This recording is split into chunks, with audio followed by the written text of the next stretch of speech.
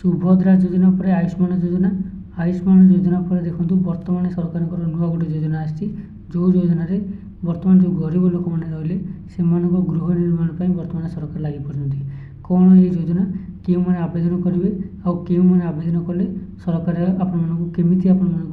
गृह निर्माण पर टंका देवे ये वीडियो जाना देखो वीडियोटा पूरा शेष पर्यटन देखो और जब आपको हेल्पफुल लगे निश्चित भाव में आम चैनल को सब्सक्राइब करने सहित पाखे बेल आइकनटा ऑन कर रखिए जितेबाला आम जेकोसी सरकारी स्कीम विषय अपडेट आणबू आपण मैंने प्रथम पाइपर 3 वर्ष में 5 लाख लोक मिल घर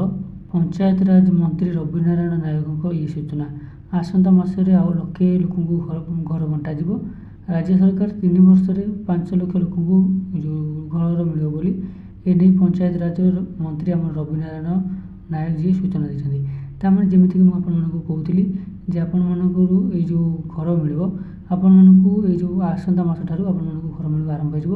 ଏ ନେଇ ମଧ୍ୟ ଆବେଦନ ବର୍ତ୍ତମାନ ଚାଲିଛି ଆପଣମାନେ ଚାହିଁଲେ ମଧ୍ୟ ଆବେଦନ କରିପାରିବେ କିନ୍ତୁ ସରକାରଙ୍କ କହିବା କଥା ହେଲା ତାଙ୍କର ଆସନ୍ତା ଯେଉଁ 3 ବର୍ଷ ମଧ୍ୟରେ 5 ଲକ୍ଷ ଲୋକଙ୍କୁ ମିଳିବ ଘର ତାମାନେ ଏଇ ଯେଉଁ ଆସନ୍ତା ମାସରେ ଯେଉଁ ଲକ୍ଷେ ଲୋକଙ୍କୁ ଘର ମିଳିବ ତାପରେ ମଧ୍ୟ ଆହୁରି 2 ଲକ୍ଷ ମାନେ ଆହୁରି 4 ଲକ୍ଷ ଲୋକଙ୍କୁ ମଧ୍ୟ घर मिल 3 वर्ष मध्य ताने आसंता मस लक्षे लोक मिल पुणी पुणी अपडेट आसो पुणी कौ मस मिल आपने पुणी आवेदन करके आपने घर पाइपर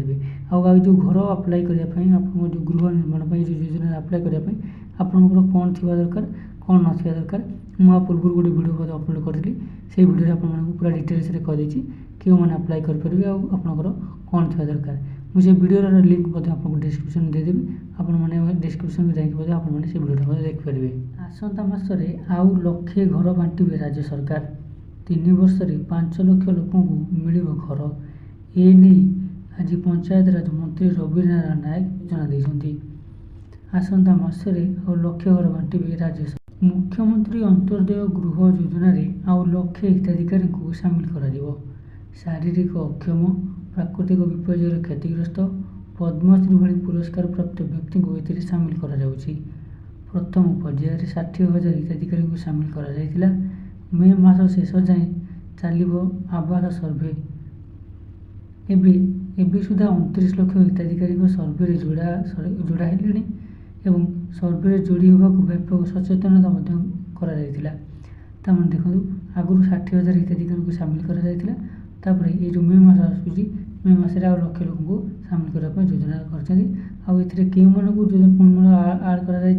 देखो आगुरी गरीब जो मैंने थे मिलूला किंतु बर्तमान कौन कर जो मैंने शारीरिक अक्षम प्राकृतिक विपर्य क्षतिग्रस्त और पद्मश्री जो पद्म पुरस्कार जो मैंने पाते से सामिल कर योजना बेनिफिट पाइबापी आहरी कहते मुख्यमंत्री अंत्योदय गृह योजना आउ लक्षे हिताधिकारी को सामिल कर शारीरिक अक्षम प्राकृतिक विपर्य क्षतिग्रस्त पद्मश्री भली पुरस्कार प्राप्त व्यक्ति को ए सामिल कर